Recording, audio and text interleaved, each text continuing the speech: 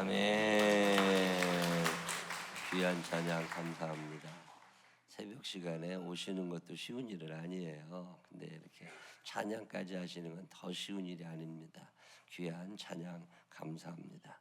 오늘 룻기 2장과 3장을 같이 읽었는데 감을 잡으신 분도 계시겠지만 그러지 않은 분도 계실 것 같아서 성경을 다시 한번 읽어드릴 거예요.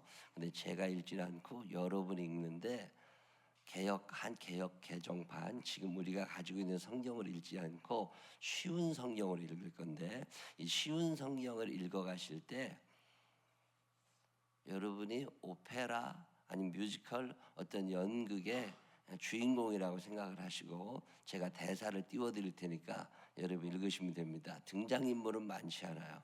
자, 1번. 자, 나오미와 함께 살아가려고 직업을 찾는 룻 이야기가 이제 2장에 나오기 시작합니다. 일용직 노동자의 삶을 시작하는 거예요. 모압 땅에서 이주했습니다. 베들레헴에 와서 살고 있는 룻은 언어가 통하지 않아요. 문화를 잘 알지를 못합니다. 근데 살아가기는 해야 돼요. 그래서 이거 어떻게 살아가지? 이스라엘에는 아주 중요한 제도가 몇 개 있습니다. 그 중에 하나가 고아와 과부와 나그네들을 위한 법이 많이 있습니다. 그 중에 하나가 추수를 할 때 이 가난한 사람들이 가서 추수를 같이 하기도 하지만 땅에 떨어져 있는 곡식들이 있어요. 추수를 쭉 하고 지나가다 보면 땅에 곡식이 떨어지게 되는데 그 곡식을 주워가는 것에 대해서 아무도 뭐라고 하지 않습니다. 그 곡식을 주워서 본인이 가져가서 먹도록 하나님께서 법을 그렇게 만들어 놓으셨어요.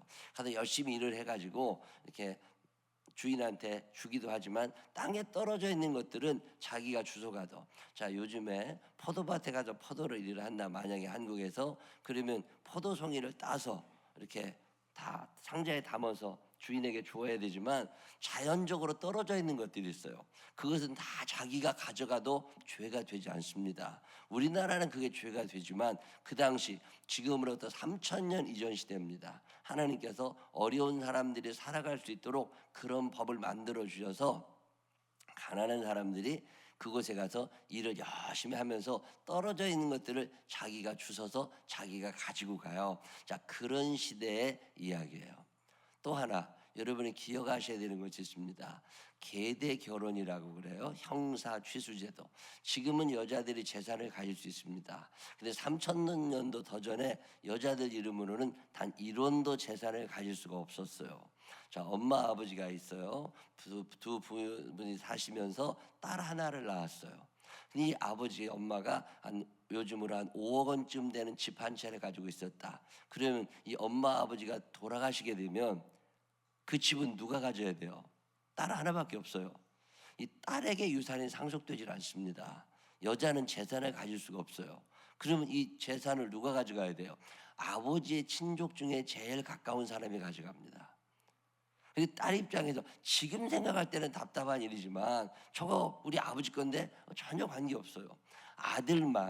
남자들만 재산을 소유하게 있던 시대에 딸은 아무것도 주질 않았습니다. 자, 그러면 이 딸이 그 재산을 가지고 싶으면 어떻게 해야 돼요? 결혼을 하면 됩니다. 결혼을 하면 자기 남편 이름으로 그 재산을 갖게 되고 남편과 부인 사이에서 아들이 태어나면 또 그 아들이 그 재산을 갖는 거예요. 여자는 재산을 소유하지 못했어요. 자, 그러면 딸만 셋이 있어. 자, 그러면 부모님이 돌아가시면 이 재산은 누구께 될까요? 첫째 딸 결혼 안 했어요. 둘째 딸 결혼했어요. 셋째 딸 결혼하지 않았어요. 그럼 이 재산은 누구 거 돼요? 둘째 딸 거 됩니다. 둘째 딸의 남편 사위의 이름으로만 요즘으로 말하면 등기가 나게 되어 있어요. 자, 그러면 아들이 셋이 있어요. 아들이 셋이 있는데 아버지 어머니가 돌아가시기 전에 아들 셋이 다 결혼을 해서 합니다. 그러다가 엄마 아버지가 돌아가셨어요. 그럼 재산이 누구께 돼야 돼요? 큰아들 3분의 2 가져갑니다. 그 다음에 또 나눠서 아들들만 재산을 가지게 돼 있고 딸들은 재산을 못 가져요. 사위가 있어도 그때는 재산을 안 줍니다.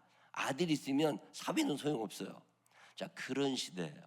자, 첫째 아들이 결혼했고 둘째 아들이 결혼했고 셋째 아들도 결혼했어요. 결혼해서 살다가 첫째 아들이 죽었어요. 그러면 아버지의 재산은 누가 가져가야 돼요? 둘째 아들과 셋째 아들이 가져가야 되는데 대부분은 그렇게 합니다. 그런데 그러지 않은 경우가 있어요. 자, 첫째 아들이 죽은 후에 며느리가 있어요. 이 며느리가 친정집으로 돌아가기를 원하지 않아요. 이 집 그냥 우리나라 표현으로 이 집 귀신이 되고 싶어. 그러면 어떻게 해야 돼요? 먹고는 살아야 되는데 재산이 아무것도 없어요. 그때는 어떤 법이 있느냐면 둘째 아들이, 첫째 아들은 죽었어요. 둘째 아들이 형수랑 살아야 돼요. 둘째 아들이 형수랑 살면서 일부 다처제시 되니까 자기 부인도 있어. 근데 형수랑 살면서 형수에게 아들을 낳게 해줘야 돼요. 우리나라에는 씨바지라는 제도가 있었습니다. 그래서 이쪽 여자를 데려다가 아기를 낳은 후에 다시 돌아가게 해줘요. 그리고 그것에 대한 돈을 지불해 줬었지요. 이스라엘에는 반대 개념이에요. 씨를 주는 남자가 있어야 돼요. 그게 누구냐면 그 바로 밑에 있는 동생이에요. 자, 그러면 이 바로 밑에 있는 동생 제일 가까운 친족이 형수와 결혼해서 아이를 낳아야 돼요. 자, 아이를 낳았어요. 그럼 이 아이는 재산을 소유할 수 있습니다. 아들은 아버지가 물려받기로 했던 재산. 자, 그러면 여러분이 둘째라고 생각하면 형수와 결혼해서 살면 재산이 줄어들어요. 내가 받을 목을 그 사람이 가져가야 돼. 그래서 잘 하지 않아요. 그런데 이걸 원하는 사람들이 있습니다. 형의 재산인데, 형의 당연한 형의 목인데 형수님이 당연히 누려야지. 그래서 아이를 낳아서 형수에게 주어요. 그러면 그 사람은 그 아버지의 재산을 상속받을 권리가 있어요. 이걸 계대 결혼, 형사 취수제도 이렇게 얘기를 합니다. 지금은 없는 제도죠. 3000년 전에. 자, 이런 제도가 시행되고 있을 그때 있었던 이야기. 룻기 2장 3장이에요. 자, 룻기 2장을 한번 같이 읽어보도록 하겠습니다. 룻기 2장을 읽겠습니다. 이거 말고 PPT.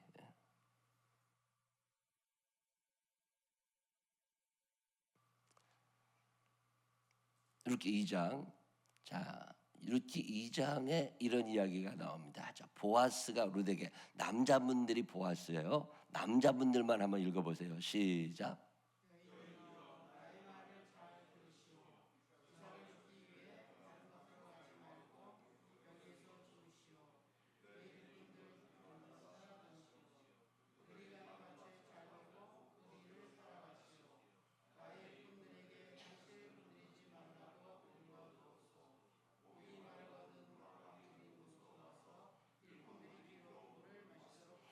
자, 지금 보아스라는 사람이 굉장히 밭이 큰 사람이에요. 이게 여러분이 지금 밭이라는 게 동네 텃밭을 생각하시면 안 됩니다. 이 밭은요, 끝이 보이지 않는 밭입니다. 그 어마어마하게 큰 밭의 주인이 보아스인데, 그 보아스의 밭에 가서 룻이, 이방인 여인, 모압 여인 룻이 이 일을 시작하게 된 거예요. 왜 일을 시작하게 돼요? 시어머니를 먹여 살려야 돼. 자기도 먹고 살아야 되지만 시어머니, 여러분이 이 룻기 2장 3장을 읽으시면서 눈치를 챘는지 모르겠지만 세상에 이렇게 얄미운 여자 없습니다. 자기는 손 하나 까딱도 안 해. 그리고 며느리를 통해서 뭔가를 다 걷어 먹으려고만 그래. 같은 공동체 안에 살면서 자기는 아무것도 안 하고 입만 살아있는 거, 그게 나옴이에요. 아주 얄미운 여자예요. 여러분이 생각하는 제일 얄미운 여자를 생각하면서 나오미를 생각하시면 됩니다. 그게 나옴이에요. 나이는 들어가지고 60 넘었을지도 모르죠. 며느리를 부려먹으면서 자기는 좀 편하고 싶은, 며느리를 이용해서 자기가 잘 살고 싶은 아주 나쁜 여자예요. 나오미. 아주 기분 나빠 이런 여자. 자, 나오미. 여러분이 나오미일 수도 있다는 생각을 가지고 한번 자기도 가서 일을 해야 되는데 자기는 집에 가만히 있고 며느리만 부려먹으려고 하는 여자예요. 나오미. 자, 이 나오미가 있는데 이 룻이라고 하는 여자가 어머니에게 먼저 얘기합니다. 내가 그래도 젊으니까 제가 가서 일을 하겠습니다. 그러면 시어머니 나오미가 뭐라고 그래야 돼요? 너 나 말도 안 통하고 아는 사람도 없는데 어떻게 너 혼자 가냐? 내가 기운이 붙여도 내가 같이 가서 내 일자리라도 같이 알아보고 우리 같이 하자. 그래서 며느리가 10번 고개 숙여도 주우면 시어머니는 2번이라도 해야지. 예편 내 집에서 나가지도 않아요. 그리고 며느리만 갖다 내 보낸 거예요. 근데 가가지고서 누구네 밭에 보아스라는 아주 굉장히 큰 부잣집에 가서 일을 시작하게 됐습니다. 근데 룻이라고 하는 여자가 어디서 왔으며 얼마나 열심히 살아가고 있는지를 벌써 소문이 다 난 거예요. 나는 잘 모르지만 여러분의 견적을 남들은 다 내고 있습니다. 남들이 내고 있는 견적과 내가 내고 있는 견적이 다르면 그 사람은 헷갈립니다. 자기는 이쁜 줄 알지만 남들은 이쁘다고 하지 않아. 자기는 좀 부지런하고 착하고 성실하다고 느낄지 모르지만 남들은 그렇게 생각하지 않아요. 다른 사람들의 눈이라는 게 다 비슷합니다. 룻이라고 하는 여자가 얼마나 성실하게 열심히 살았는지 소문이 다 난 거예요. 이 소문을 보아스라는 사람이 알고 있습니다. 이 보아스라는 사람이 룻에게 이야기한 거예요. 다른 밭에 가지 말고 너 참 힘들고 어렵고 열심히 산다고 그러는데 내 너를 보면 내 마음이 참 짠하니까 와서 우리 밭에 일을 해. 그리고서 보아스가 룻에게 이야기를 합니다. 자, 외국인 노동자예요. 취직할 때가 마땅치 않습니다. 말도 통하지 않아요. 일도 해본 적이 없어요. 근데 이런 룻을 보아스가 거두어주는 장면이 지금 여러분 읽은 장면입니다. 그때 룻이 이방인 룻이 보아스에게 이야기를 합니다. 룻이 보아스에게 얼굴을 땅에 대고 절하며 50 이전에 있는 여자분들만 읽어보세요. 시작. 조금 크게 읽어봐요. 시작.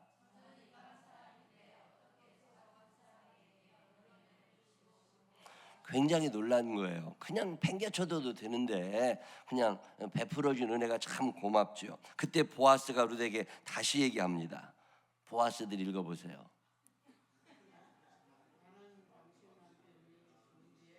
당신이 시어머니에게 한 일을 남자들이 다 읽으시면 돼요.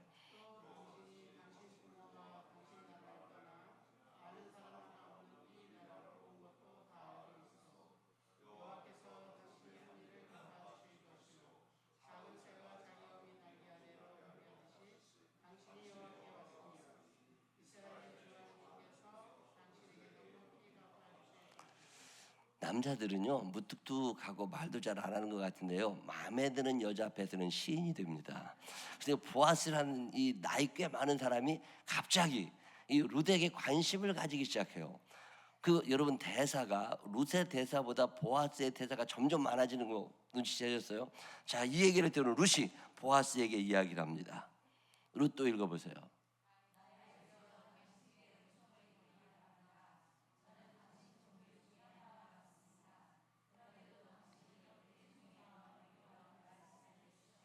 그러자 보아스가 다시 룻에게 이야기합니다. 보아스 읽어보세요. 식사할 시간에. 예.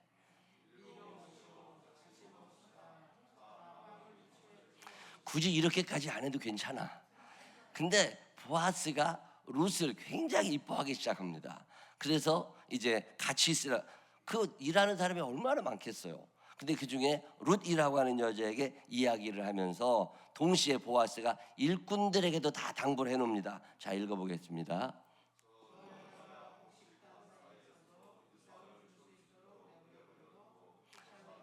자, 저 여자가 말도 안 통하고 일도 잘 못해서 어리숙할지는 모르지만 너네들 저 여자 괴롭히면 안 돼. 그러니까 저 여자가 잘 주워갈 수 있도록 너희가 곡식을 베고 가다가 저 여자가 힘들지 않게 일할 수 있도록 좀 떨어뜨려 놓고 편하게 일할 수 있도록 도와주라는 거예요. 남자들은요 다른 여자들에게 굉장히 친절합니다. 자기 부인에게는 별로 안 친절해. 근데 하여튼 굉장히 친절해. 이게 보아스의 그런 장면이에요. 그리고 난 다음에 하루 일이 다 끝났습니다. 그 다음에 집으로 룻이 돌아갑니다. 룻이 돌아가서 잔뜩 싸갖고 들어갔을 거 아니에요. 그랬더니 나오미가 룻에게 이야기를 합니다. 나오미 50 넘으신 분들만 읽으시면 돼요. 룻이 가져온 음식으로 배불리 먹은 후에 깜짝 놀라는 표정으로 저런 건 다 제가 써놓는 거예요. 자, 뭐라 그래요? 시작.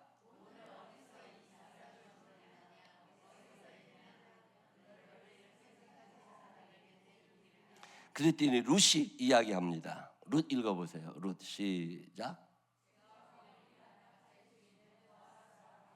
다시 나오미가 룻에게 아주 흐뭇하면서 아쉬운 표정으로 이렇게 얘기합니다. 시작.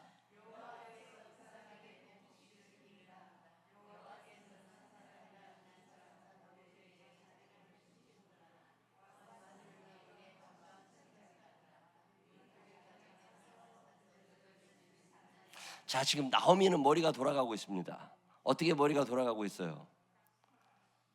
지금 보아스라는 남자가 룻에게 관심 있다는 걸 눈치를 챘어요. 그리고 난 다음에 머리가 돌아가는데 어떻게 돌아가요? 내 남편이 가지고 있었던 땅, 우리 아들이 당연히 가져야 될 그 땅, 그런데 아들이 없어서 갖지 못하는 그 땅, 그 땅을 찾고 싶은 욕심이 생겨나기 시작해요. 누구를 이용해서? 룻이라는 며느리를 재혼을 시키면서 그 룻이 혹시나 이 땅을 차지하게 되면 그거 나도 누릴 수 있잖아요. 밥숟가락 하나 더 얹어놓고 싶은 생각이 좀 들었어요. 나오미가 갑자기 머리가 돌아가기 시작하는 거야. 여러분 이럴 때 있어요 없어요? 여러분 주변에 이런 분들이 있어요 없어요?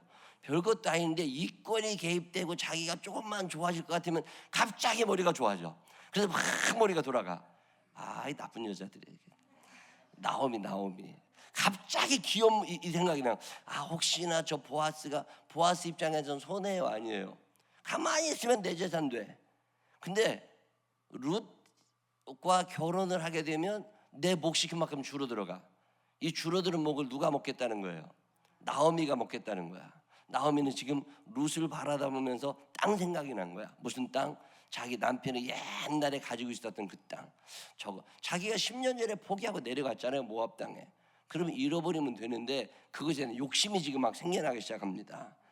룻이 보아스에게, 자, 그래서 나오미가 룻에게 이야기했더니 룻이 나오미에게 다시 이야기합니다. 시작.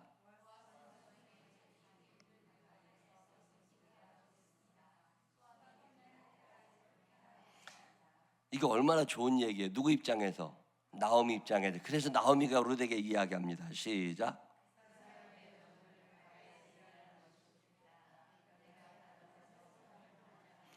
자, 이 룻이 희롱을 당하지 않는 게 중요한 거예요? 아니면은 거기 있으면서 땅을 찾아오는 게 중요한 거예요?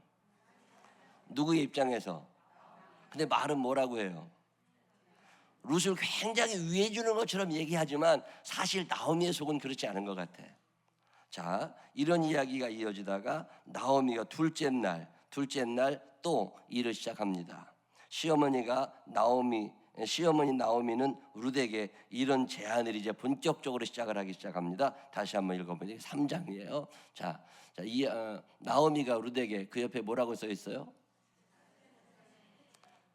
여러분이 성경을 그냥 문자로 읽지 말고 드라마틱하게 한번 읽어보세요. 지금 나오미는 흥분하고 있어요. 무엇 때문에?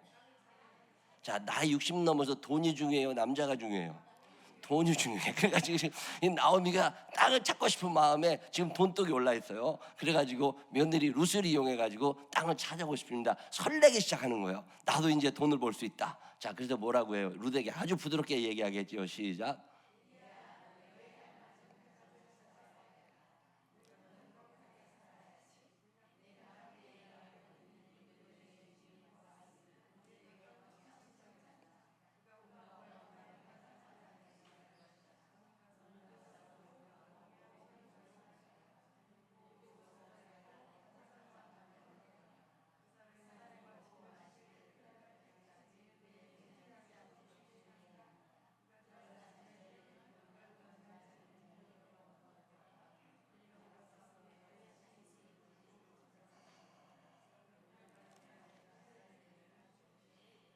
자, 나오미가 룻에게 작전 지시를 합니다. 이제 네가 이렇게 해가지고 보아스를 꼬드겨야 돼. 근데 보아스를 꼬셔가지고 그 사람을 통해서 우리 땅을 찾아야 돼.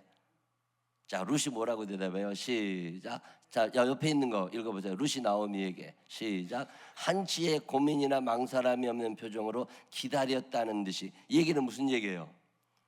이제 룻도 알아챘어. 내가 살 수 있는 길은 저 남자 꼬시는 길밖에 없어. 그래서 저 남자를 통해서 내가 살아야 돼. 그래서 나오미보다는 좀 덜 얌체 같지만 룻도 생존 방법을 찾아냅니다. 그리고 그것이 자기 남편을 위하는 일이라는 걸 알게 돼요. 남편의 재산을 다시 찾아줘야 돼. 근데 그렇게 찾아주는 사람은 흔치 않습니다. 어떤 남자가 자기가 가져가야 될 몫을 알지도 못하는 여자에게 돌려주겠어요? 룻이 동의를 합니다. 그리고 이렇게 말합니다. 시작. 이제는 작전이 시작이 됐습니다. 그래서 보아스가 룻과 만나게 되고 룻과 친해진 어느 날 밤, 보아스가 룻에게 이야기하는 장면인데, 이제 어머니의 지시대로 보아스가 밖에서 큰 밭에서 일을 하다가 집 주인이 집으로 돌아가지 않습니다. 거기에 텐트를 쳐놓고 집 주인도 거기서 잠을 자요. 일꾼들도 거기서 잠을 잡니다. 근데 일꾼들은 다 같이 공동 텐트에서 자지만 이 건물 주인, 집 주인, 땅 주인 보아스는 단독 텐트에서 혼자 자요. 근데 그 혼자 자고 있는 텐트에 룻이 들어갑니다. 자, 그때 룻을 만나게 되고, 자, 한밤중에 보아스는 자기 발치에 누워 있는 어떤 여자를 발견하게 됩니다. 보아스 읽어보세요. 시작. 자, 누구시오? 물었어요. 그랬더니 룻이 보아스에게 이렇게 얘기합니다. 룻 한번 읽어보세요.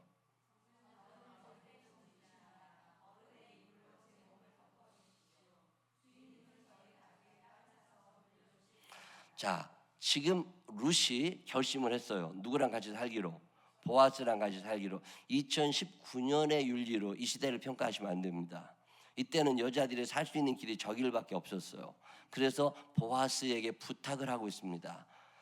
내가 당신과 결혼해서 당신이 저에게 아들을 낳게 해주셔야 합니다. 그래야 제가 우리 시어머니와 함께 살아갈 수 있고, 그래야 저희 조상들에게서 물려받은 땅을 제가 가질 수 있습니다. 자, 보아스 입장에서는 손해나는 일이에요? 이익되는 일이에요? 굉장히 많은 손해가 나는 일이죠. 그런데 어리석은 남자는 이 일을 시작합니다. 여러분, 남자들은요 굉장히 머리가 잘 돌아가는 것 같지만 결정적인 순간에 경제적인 논리를 잃어버립니다. 그리고 당장 내 눈앞에 보이는 젊은 여자 룻이 생각나는 거예요. 내 거 다 없어져도 괜찮아. 지금 저 여자가 더 중요해. 자, 그 다음 읽어보겠습니다. 룻이 보아스에게 이야기했지요. 그리고 보아스가 룻에게 이야기합니다. 시작.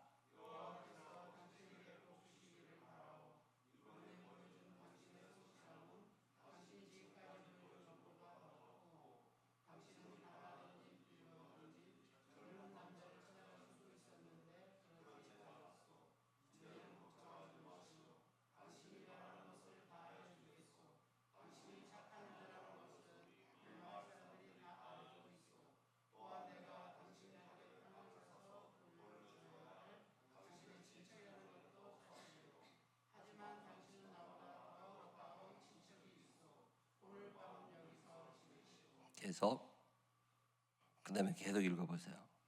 아침이 되면 시작.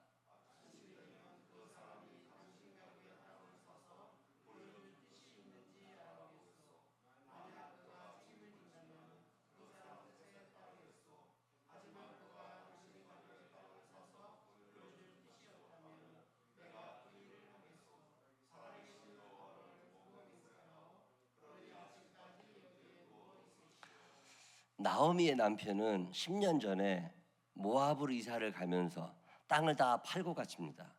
우리나라 사람들은 땅이 팔리면 그걸로 끝이지만 이스라엘 사람들은 그렇지 않습니다. 그 당시에 땅의 영원한 주인은 하나님이세요. 사람의 순간 매매는 할 수 있지만 결국은 때가 돌아오면, 희년이라고 때가 돌아오면 다시 돌려주어야 돼요. 땅의 소유권은 전부 하나님에게 있고 사용권만 사람에게 있는 거예요. 이 사용하려면 임대료를 내잖아요. 이 돈을 내고서 어떤 사람이 나오미의 땅을 사갖고 있는 거예요. 자, 그러면 이 땅을 언제든지 돈을 주면 다시 찾아올 수 있습니다. 근데 나오미는 돈이 없어서 땅을 못 찾아오고 있어요. 그럴 때 룻이라고 하는 여자를 통해서 그 땅을 찾고 싶어 해요. 보아스가 그 작전을 알고 있을까요? 모르고 있을까요? 알고 있습니다. 그런데 보아스는 생각하는 거예요. 무엇이 옳고 무엇이 그른가? 무엇이 하나님의 뜻일까? 그리고 나서 보아스가 결정을 합니다. 내가 손해가 좀 있더라도 이 땅을 찾아서 이 룻이라는 여자가 살아갈 수 있도록 내가 길을 좀 열어줘야 되겠다. 그리고 나서 룻에게 그 땅을 찾아줄 결심을 하는 장면이 오늘 본문입니다. 보아스가 종들에게 이야기합니다. 시작.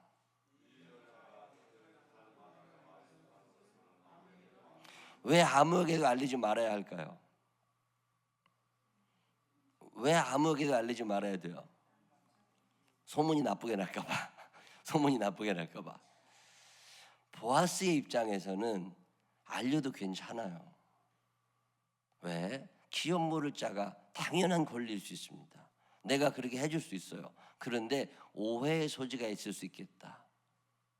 자, 그 다음 읽어봐. 보아스가 룻에게, 자, 보아스가 종들에게는 엄한 표정을 지으며 이야기하는 거고, 보아스가 룻에게는 전혀 다른 표정으로 사랑 가득 담아서 이야기합니다. 시작.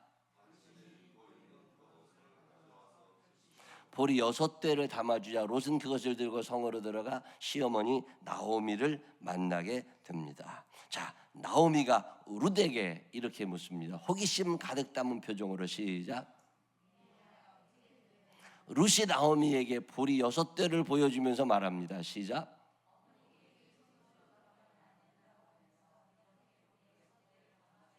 다시 얄미운 여자 나오미가 룻에게 이런 이야기를 합니다. 시작.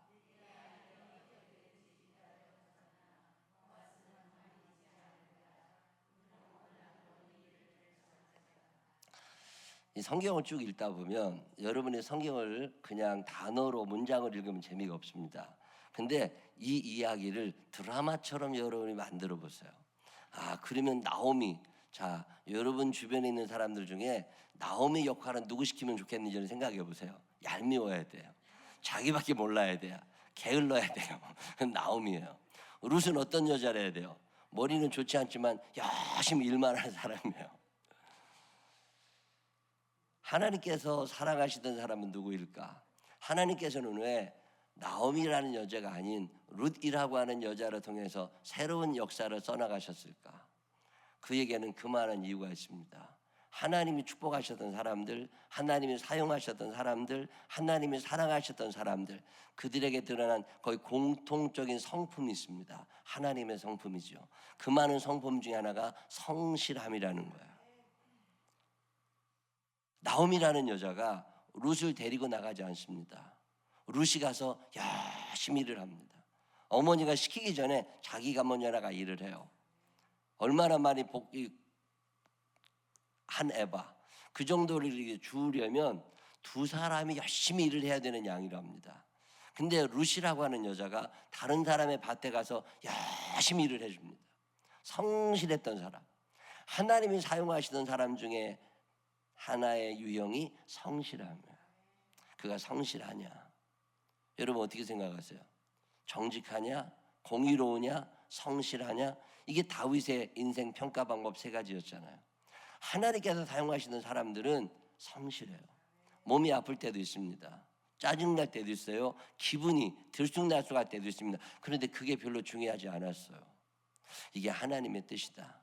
이게 사랑하며 살아가는 방법이다 싶을 때 어떤 누군가에게 성실함을 보여준 사람들, 그 사람들을 하나님이 사용하세요. 그게 보아스고 그게 룻이에요. 얌체 같은 사람 아니에요. 자기 이권을 따지는 사람들이 아닙니다. 저도 이렇게 신앙생활하면서 보면 참 성실하신 목사님들이 계세요. 근데 세월 지나 보면 진가가 드러납니다. 성실하지 않은 사람, 제일 중요한 게 자기 자신에게 성실하냐. 기분에 따라 움직이지 않습니다. 들쑥날쑥하는 것도 없어요. 야, 룻이라고 하는 여인의 이야기를 읽다 보면 참 대단한 사람이다. 보아스, 그에게 나타난 미덕 가운데 하나를 신학자들은 절제라고 표현합니다. 그냥 거기서 누워 있어. 나랑 같이 내 옆에 오려고 하지 말고 거기 그냥 있어.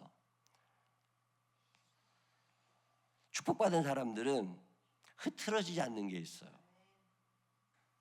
여러분 더러 보면 흐트러질 때가 있으세요? 없어요? 분노 조절이 안 됩니다. 몸 조절이 안 됩니다. 언어 조절이 안 됩니다. 흐트러지기 시작하면 하나님의 축복에서 멀어지는 거 아세요? 마음을 흐트러지지 않게, 언어를 흐트러지지 않게, 몸을 흐트러지지 않게. 자, 생각해보면 나는 나오미에 가까워요? 룻에 가까워요? 어떤 데는 보아스에 가까우세요? 스스로 자기 견적을 내보세요.